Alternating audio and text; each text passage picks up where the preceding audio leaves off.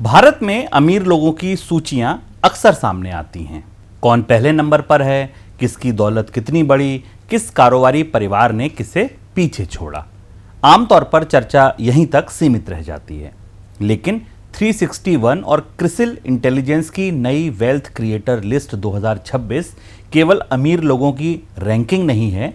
ये रिपोर्ट भारत की निजी पूंजी की एक बड़ी तस्वीर सामने रखती है। देश में कितने बड़े वेल्थ क्रिएटर हैं, उनकी संपत्ति कितनी है, इस संपत्ति का कितना हिस्सा केवल कुछ लोगों के पास है, कितने लोगों ने पहली पीढ़ी में कारोबार खड़ा किया, कितनी संपत्ति पुराने कारोबारी परिवारों से जुड़ी है, महिलाओं की हिस्सेदारी कितनी है, और सबसे जरूरी बात, ये लाखों करोड़ रुपए वास्तव में नकद हैं, कंपनियों की हिस्सेदारी हैं या शेयर बाजार की कीमतों पर टिकी हुई अनुमानित संपत्ति है। इसलिए आज हमने इस रिपोर्ट को चुना है, क्योंकि ये कहानी केवल ये नहीं बताती कि भारत में सबसे अमीर कौन है, ये कहानी बताती है कि भारत में दौलत बन कैसे रही है, नापी कैसे जा रही है और बटी कैसे हुई है। नमस्कार, मैं हूं शुभम शंकधर, आप देख रहे हैं क्लियर कट। अब सबसे पहले रिपोर्ट की बड़ी तस्वीर समझिए। 361 और क्रिसिल इंटेलिजेंस की वेल्थ क्रिएटर लिस्ट 2026 में कुल 3040 भारतीयों को शामिल किया गया।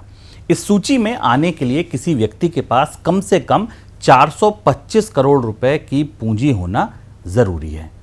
इन 3040 लोगों की कुल अनुमानित संपत्ति 104 लाख करोड़ रुपए आंकी गई, यानी 104 ट्रिलियन रुपए।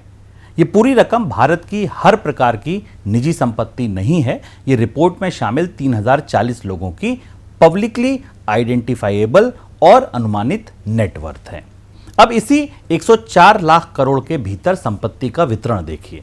सिर्फ 10 लोगों के पास 19.72 लाख करोड़ की संपत्ति है। ध्यान रखिए, सूची के निचले हिस्से में बैठा व्यक्ति भी कम से कम 425 करोड़ रुपए की संपत्ति रखता है। इसलिए ये सामान्य अमीर और गरीब के बीच का अंतर नहीं, ये भारत के सबसे धनी लोगों के भीतर संपत्ति के वितरण का अंतर है। अगर सूची की पूरी 104 लाख करोड़ रुपए की संपत्ति को आप 100 रुपए मान लीजिए, तो करीब 19 रुपए केवल 10 लोगों के पास हैं, जबकि आधे सदस्यों के पास मिलकर केवल 9 रुपए हैं। यानी वेल्थ क्रिएटर की संख्या 3040 है, लेकिन वेल्थ का सबसे बड़ा हिस्सा बहुत ऊपर केंद्रित है। यह पूरे भारत की 19% दौलत नहीं है, ये जरूरी तथ्यात्मक सफाई आवश्यक है।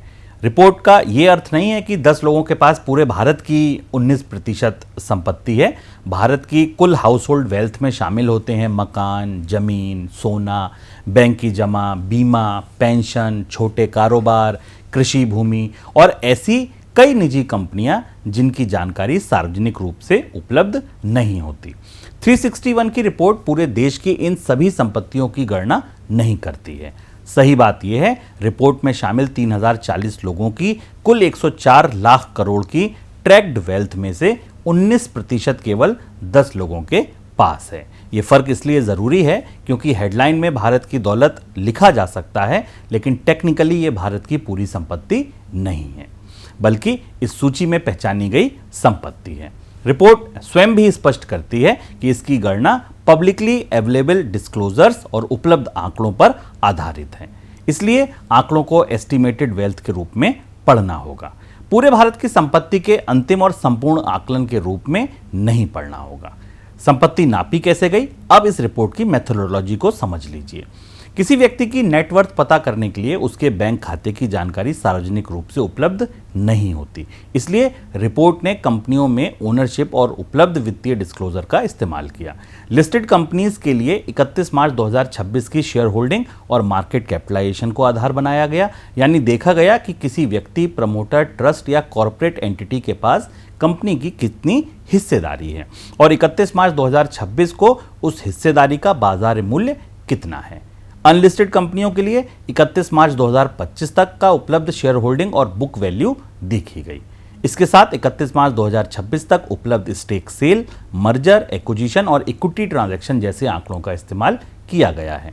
रिपोर्ट में डेटा सोर्स में मुख्य रूप से जो चीजें शामिल हैं उसमें कंपनी की एनुअल रिपोर्ट और फाइलिंग, मर्जर, एक्विजिशन और स्टेक सेल से जुड़े ट्रांजैक्शन और प्रमोटर की तरफ से भेजे गए नॉमिनेशंस। ऐसी इन्वेस्टमेंट होल्डिंग या एसेट जो पब्लिक डिस्क्लोजर या विश्वसनीय डेटाबेस में उपलब्ध नहीं है, उन्हें कैलकुलेशन से बाहर रखा गया है। इसका अर्थ साफ है, यह रिपोर्ट किसी व्यक्ति की हर संपत्ति को नहीं देख सकती। अगर किसी इन्वेस्टमेंट, प्रॉपर्टी, फॉरेन एसेट या प्राइवेट होल्डिंग की जानकारी सार्वजनिक नहीं है तो उसका मूल्य सूची में शामिल नहीं होगा। इसलिए 361 इसे डेफिनेटिव वैल्यूएशन नहीं बल्कि अवेलेबल इंफॉर्मेशन पर आधारित बेस्ट एफर्ट एस्टीमेट कहती है। अब समझिए कि 104 लाख करोड़ रुपए क्या नकद पड़ा है? नहीं, नेटवर्थ और बैंक बैलेंस अलग चीजें हैं। इस 104 लाख करोड़ का बड़ा हिस्सा कंपनियों की ओनरशिप से जुड़ा है। उदाहरण से समझिए, मान लीजिए किसी प्रमोटर के पास अपनी कंपनी के 20 करोड़ शेयर हैं। कंपनी के एक शेयर की कीमत 1000 रुपए है तो उसकी हिस्सेदारी का बाजार मूल्य 20,000 करोड़ रुपए होगा। अब शेयर की कीमत 1200 हो जाती है। प्रमोटर ने एक भी अतिरिक्त शेयर नहीं खरीदा, उसे कोई नकद भुगतान भी नहीं मिला, लेकिन उसकी हिस्सेदारी का बाजार मूल्य 24,000 करोड़ रुपए हो जाएगा। कागज पर उसकी वेल्थ 4,000 करोड़ रुपए बढ़ जाएगी। इसलिए शेयर गिरने पर उसकी अनुमानित वेल्थ घट भी सकती है। सूची में दिखाई गई संपत्ति वास्तविक ओनरशिप का मूल्य है, लेकिन पूरी रकम किसी बैंक खाते में नहीं पड़ी है। इसके बाद भी इस ओनरशिप की आर्थिक ताकत बहुत बड़ी है।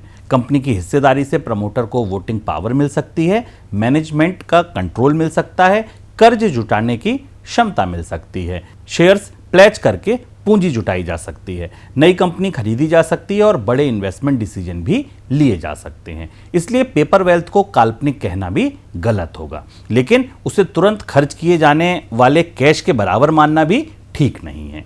यह वेल्थ है, लेकिन वेल्थ का बड़ा हिस्सा ओनरशिप के रूप में है। शीर्ष 3 स्थान अंबानी और उनके वारिसों के पास हैं। रिपोर्ट के अनुसार सूची के पहले 3 स्थान पर अनंत अंबानी, ईशा अंबानी और आकाश अंबानी हैं। तीनों की अलग अलग अनुमानित संपत्ति 2.75 लाख करोड़ रुपए से अधिक बताई गई। यहां यह समझना जरूरी है कि इनकी नेटवर्थ मुख्य रूप से रिलायंस इंडस्ट्रीज से जुड़ी पारिवारिक ओनरशिप के मूल्य पर आधारित है। यानी ये 3 अलग अलग कैश पाइल्स की गणना नहीं है, ये परिवार से जुड़ी कॉर्पोरेट होल्डिंग और ओनरशिप एट्रीब्यूशन का अनुमान है।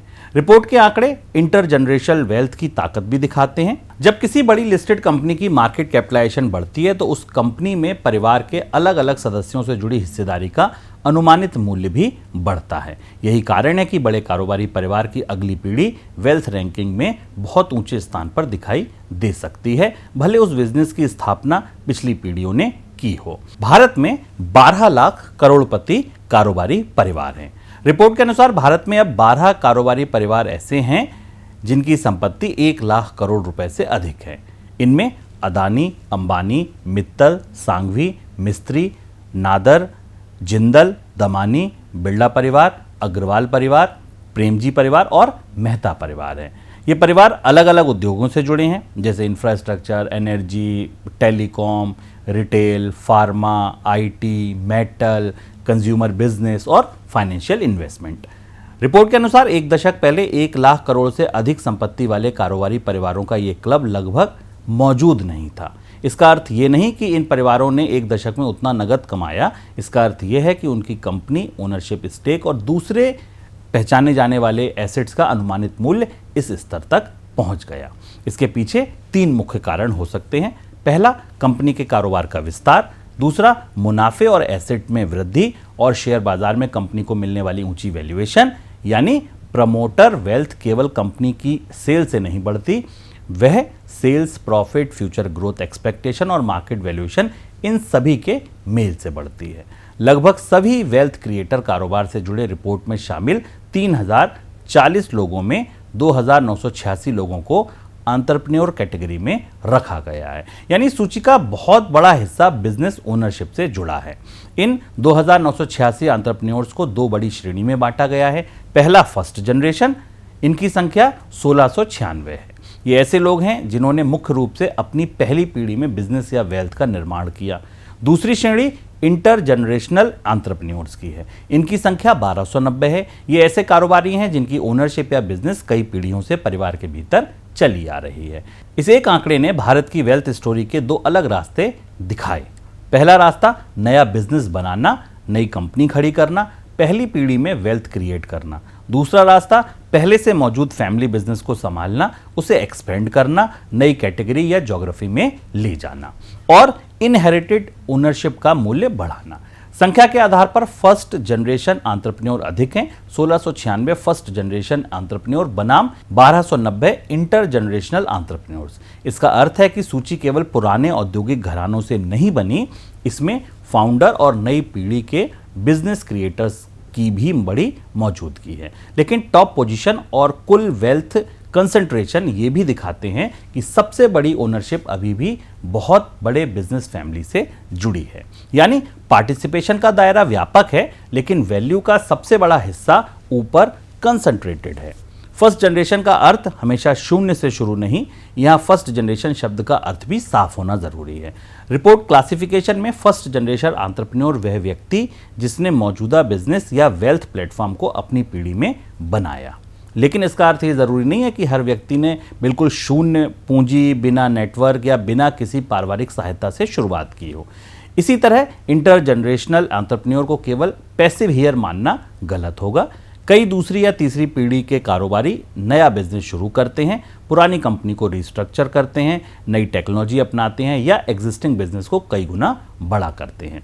इसलिए रिपोर्ट की कैटेगरीज वेल्थ के सोर्स और जनरेशन को समझने में मदद करती हैं, लेकिन वे किसी व्यक्ति की मेहनत, मैनेजमेंट स्किल या शुरुआती सुविधा पर पूरा आकलन नहीं करती। रिपोर्ट का फैक्चुअल निष्कर्ष इतना है कि भारत की बड़ी पहचान योग्य संपत्ति में सेल्फ क्रिएटेड और इनहेरिटेड बिजनेस ओनरशिप दोनों की महत्वपूर्ण भूमिका है। अब बात महिलाओं की हिस्सेदारी पर। इस सूची में 738 महिलाएं शामिल हैं। ये 3040 वेल्थ क्रिएटर का करीब 24% हिस्सा है। इन महिलाओं के पास कुल 22.6 लाख करोड़ की अनुमानित संपत्ति है। यानी सूची में शामिल कुल 104 लाख करोड़ की वेल्थ में महिलाओं की हिस्सेदारी करीब 23% है। ये संख्या और वेल्थ शेयर लगभग समान दिखाई देते हैं। इंडिविजुअल्स में महिलाओं की हिस्सेदारी 24% है और टोटल वेल्थ में हिस्सेदारी 23%। लेकिन इस आंकड़े की भी सीमा है। ये केवल ओनरशिप और नेटवर्थ बताता है। इससे ये निष्कर्ष निकाला जाना मुश्किल है कि सभी 738 महिलाओं ने स्वयं पूरी वेल्थ बनाई है या केवल इनहेरिटेड ओनरशिप रखती हैं। इसका जवाब जानने के लिए इंडिविजुअल्स प्रोफाइल और वेल्थ सोर्स को अलग अलग देखना होगा। इसलिए रिपोर्ट से निकलने वाला साफ तथ्य ये है कि भारत के बड़े पहचाने जाने वाले वेल्थ क्रिएटर्स ने लगभग हर 4 में से एक महिला है। लेकिन महिला वेल्थ के भीतर सेल्फ क्रिएटेड और इनहेरिटेड हिस्सेदारी की पूरी तस्वीर इन हेडलाइंस आंकड़ों से स्पष्ट नहीं होती।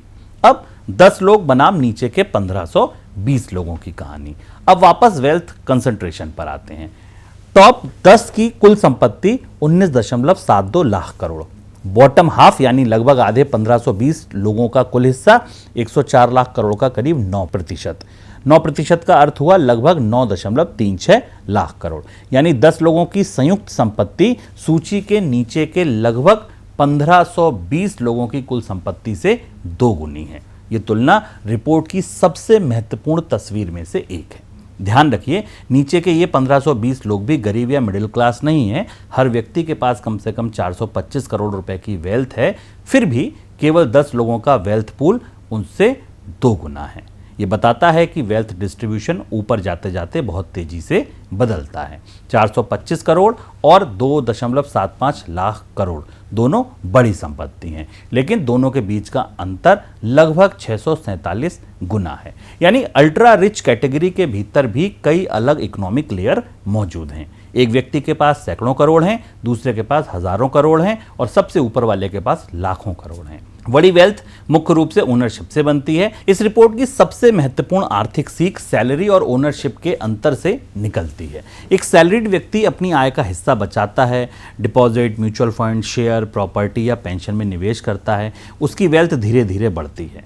लेकिन बड़े एंटरप्रेन्योर की संपत्ति का मुख्य स्रोत अक्सर कंपनी ओनरशिप होता है। अगर प्रमोटर के पास कंपनी की 50% हिस्सेदारी है तो वो कंपनी की वैल्यूएशन बढ़ने के साथ उसकी नेटवर्थ को बढ़ाता है। यानी इनकम और वेल्थ क्रिएशन की गति अलग अलग हो सकती है। इनकम हर महीने या हर साल आती है, ओनरशिप कई वर्षों में कंपाउंड होती है। इसलिए एक बड़ी कंपनी के मार्केट वैल्यू में 20% वृद्धि प्रमोटर की एस्टिमेटेड वेल्थ को हजारों करोड़ रुपए से बढ़ा सकती है, जबकि उसी कंपनी के एम्प्लॉय का वेतन 8 या 10% बढ़ सकता है। ये कंपैरिजन किसी को सही या गलत साबित करना नहीं है, ये केवल बताता है कि मॉडर्न इकोनॉमी में वेल्थ क्रिएशन का सबसे शक्तिशाली साधन ओनरशिप है। जो व्यक्ति सक्सेसफुल बिजनेस में बड़ी इक्विटी रखता है, उसकी वेल्थ ग्रोथ सामान्य इनकम ग्रोथ से कई गुना तेज हो सकती है। शेयर बाजार की भूमिका लिस्टेड कंपनी की वैल्यूएशन रिपोर्ट की कैलकुलेशन का बड़ा आधार है। मेथोडोलॉजी के अनुसार लिस्टेड कंपनीज के लिए 31 मार्च 2026 की मार्केट वैल्यू, कैपिटलाइजेशन और शेयर होल्डिंग को इस्तेमाल किया गया। इसका मतलब है अगर 31 मार्च के बाद किसी कंपनी का शेयर 20% गिर गया तो आज उसी प्रमोटर की वेल्थ रिपोर्ट के आंकड़े से कम हो सकती है, और अगर शेयर 20% बढ़ गया तो उसी प्रमोटर की वेल्थ आज ज़्यादा हो सकती है। यानी ये सूची एक निश्चित तारीख की तस्वीर है, ये परमानेंट सर्टिफिकेट नहीं है। मार्केट कैपिटलाइजेशन बदलती रहती है, प्रमोटर हिस्सेदारी भी बदलता रहता है। Stake sale, acquisition, merger, demerger या इनहेरिटेंस के कारण ये बदलाव आते हैं। इसलिए रिच लिस्ट में पोजीशन भी स्थायी नहीं होती। कई बार कंपनी का ऑपरेटिंग बिजनेस धीरे धीरे बढ़ता है, लेकिन शेयर वैल्यूएशन बहुत तेजी से बढ़ जाता है, और कई बार कंपनी का बिजनेस ठीक रहता है, लेकिन मार्केट वैल्यूएशन घटने से प्रमोटर वेल्थ कम हो जाती है। यानी बिजनेस वैल्यू और मार्केट वैल्यू दोनों जुड़े हुए हैं, लेकिन हर समय एक जैसे नहीं होते। अनलिस्टेड वेल्थ के अनुमान की चुनौती क्या है? लिस्टेड कंपनी का शेयर प्राइस हर ट्रेडिंग डे पर उपलब्ध होता है, लेकिन अनलिस्टेड कंपनी के साथ ये सुविधा नहीं होती है। उसका रोज मार्केट प्राइस नहीं बदलता है। इसलिए रिपोर्ट ने अनलिस्टेड बिजनेसेस के लिए 31 मार्च 2025 की शेयर होल्डिंग और बुक वैल्यू को आधार माना है, और 31 मार्च 2026 तक उपलब्ध ट्रांजैक्शन डेटा का इस्तेमाल किया है। अगर किसी अनलिस्टेड कंपनी में स्टेक सेल हुई, नई फंडिंग आई या एक्विजिशन हुआ तो उस ट्रांजैक्शन के आधार पर वैल्यूएशन का अनुमान लगाया जा सकता है। लेकिन अगर लंबे समय तक कोई ट्रांजैक्शन नहीं हुआ तो बुक वैल्यू या दूसरी उपलब्ध फाइनेंशियल इंफॉर्मेशन पर निर्भर रहना पड़ता है। इसलिए लिस्टेड और अनलिस्टेड वेल्थ को एक जैसी प्रिसीजन के साथ नहीं नापा जा सकता। लिस्टेड वेल्थ मार्केट प्राइस से हर दिन बदलती रहती है, अनलिस्टेड वेल्थ अवेलेबल ट्रांजैक्शन और फाइनेंशियल डिस्क्लोजर पर निर्भर करती है। ये रिपोर्ट की लिमिटेशन है और मेथोडोलॉजी इसे खुलकर स्वीकार भी करती है। 425 करोड़ की एंट्री लाइन क्या बताती है, अब ये समझिए। इस रिपोर्ट में शामिल होने की मिनिमम वेल्थ 425 करोड़ रुपए है। इस थ्रेशोल्ड के नीचे मौजूद एंटरप्रेन्योर और प्रोफेशनल इन्वेस्टर्स और फैमिली बिजनेस ओनर्स सूची में शामिल नहीं हैं। इसलिए रिपोर्ट भारत की पूरी एंटरप्रेन्योर इकोनॉमी नहीं दिखाती, ये वेल्थ क्रिएशन के ऊपरी हिस्से की तस्वीर दिखाती है। भारत में लाखों छोटे और मध्यम कारोबारी हैं, उनकी कंबाइंड इकोनॉमिक कंट्रीब्यूशन बड़ी हो सकती है, लेकिन इंडिविजुअल वेल्थ 425 करोड़ से कम होने के कारण वे इस सूची में नहीं आते हैं। इसी तरह कोई प्रोफेशनल बहुत अधिक एनुअल इनकम कमाता हो, लेकिन उसके पास 425 करोड़ की पहचानी जाने वाली नेटवर्थ नहीं होगी, तो वो भी इस सूची का हिस्सा नहीं होगा। इसलिए ये रिपोर्ट इनकम रैंकिंग नहीं है, ये पहचान योग्य एसेट ओनरशिप की रैंकिंग है। हाई इनकम और हाई वेल्थ अलग चीज़ें हैं। किसी व्यक्ति की सालाना इनकम अधिक हो सकती है, लेकिन अगर उसने एसेट नहीं बनाए तो उसकी नेटवर्थ अपेक्षाकृत कम होगी। दूसरी तरफ किसी प्रमोटर की एनुअल सैलरी कम हो सकती है, लेकिन कंपनी में अगर उसकी हिस्सेदारी बढ़ी है, इक्विटी के कारण उसकी नेटवर्थ हजारों करोड़ रुपए हो सकती है। रिपोर्ट से भारत की बड़ी प्राइवेट वेल्थ की दो धाराएं सामने आती हैं। पहली है business creation. 1696 first generation entrepreneur बताते हैं कि नई कंपनी और नए फाउंडर बड़ी वेल्थ बना रहे हैं। दूसरी है बिजनेस इनहेरिटेंस और एक्सपेंशन। 1290 इंटर जनरेशनल एंटरप्रेन्योर्स बताते हैं कि पुराने फैमिली बिजनेस और इनहेरिटेड ओनरशिप अभी भी वेल्थ स्ट्रक्चर का महत्वपूर्ण हिस्सा हैं। इन दोनों के बीच कोई सीधी प्रतियोगिता नहीं है।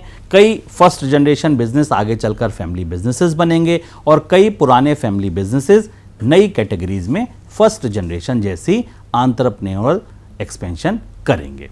इसलिए रिपोर्ट भारत में फैमिली कैपिटलिज्म और फाउंडर कैपिटलिज्म दोनों की मौजूदगी दिखाती है, लेकिन सबसे ऊपर के नाम ये भी बताते हैं कि बहुत बड़ी कॉर्पोरेट ओनरशिप का inter generational transfer wealth ranking को तेजी से बदल सकता है। अंबानी हियर्स का टॉप 3 में होना इसका स्पष्ट उदाहरण है। इतनी बड़ी संपत्ति का अर्थ केवल व्यक्तिगत खर्च नहीं। जब किसी व्यक्ति या परिवार की एस्टिमेटेड वेल्थ 1 लाख करोड़ से अधिक होती है तो उस संपत्ति का अर्थ केवल लग्जरी कंजम्पशन नहीं होता। इतनी बड़ी वेल्थ मुख्य रूप से बिजनेस एसेट्स और कॉरपोरेट ओनरशिप में होती है।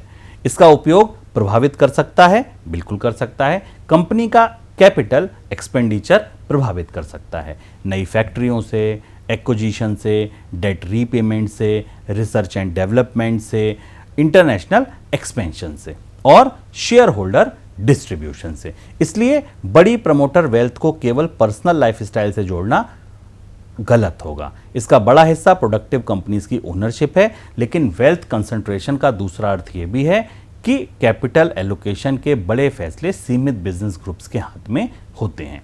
किस सेक्टर में हजारों करोड़ों का इन्वेस्टमेंट जाएगा, कौन सी कंपनी खरीदी जाएगी, किस बिजनेस को बंद या एक्सपेंड किया जाएगा, इन फैसलों का असर एम्प्लॉयज, सप्लायर, शेयर होल्डर और लेंडर्स तक पहुंचता है।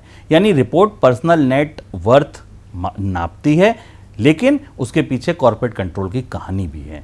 रिपोर्ट क्या नहीं बताती? ये रिपोर्ट वेल्थ का आकार बताती है, लेकिन कुछ सवालों के पूरे जवाब नहीं देती। उदाहरण के लिए, किस व्यक्ति की वेल्थ में कितना डेट शामिल है, कितनी ओनरशिप प्लेज है, कितनी वेल्थ लिक्विड है, कितनी इनहेरिटेड है और कितनी इंडिपेंडेंटली क्रिएटेड है, किस बिजनेस ग्रुप ने कितनी नई जॉब बनाई, किस कंपनी ने कितना टैक्स दिया, किस प्रमोटर की वेल्थ ऑपरेशनल परफॉर्मेंस से बढ़ी और किसकी वैल्यूएशन एक्सपेंशन से। इन सभी सवालों के लिए अलग अलग कंपनी लेवल एनालिसिस की ज़रूरत होगी। इसलिए केवल नेटवर्थ देखकर किसी व्यक्ति या बिजनेस के कंट्रीब्यूशन का अंतिम निष्कर्ष नहीं निकाला जा सकता।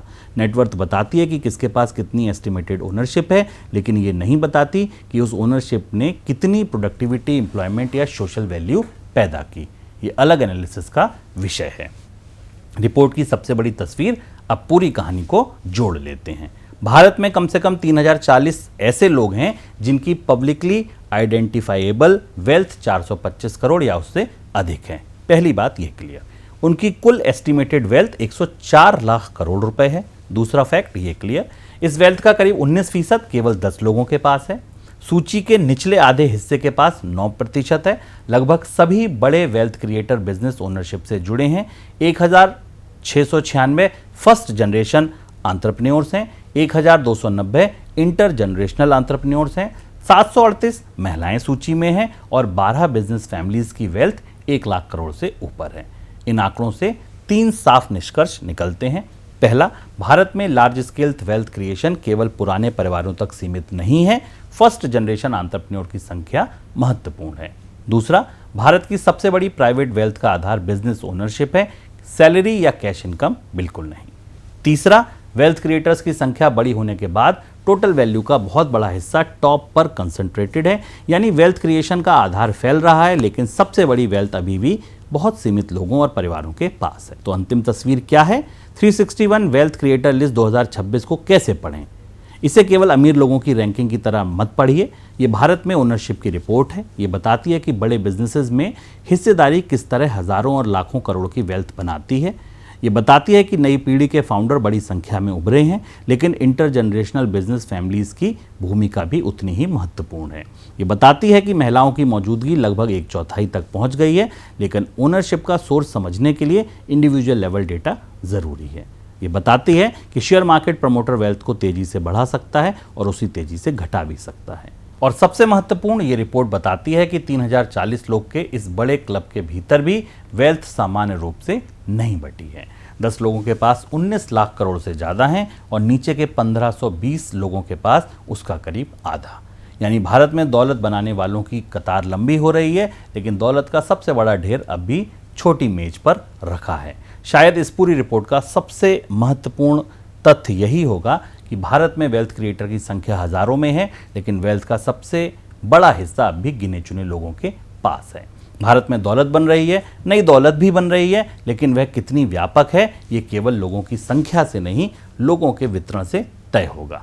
आज के क्लियर कट में इतना ही। मैं हूं शुभम शंकधर। फिर मिलेंगे किसी खबर के पीछे छिपे असली क्यों को ढूंढने के लिए। नमस्कार।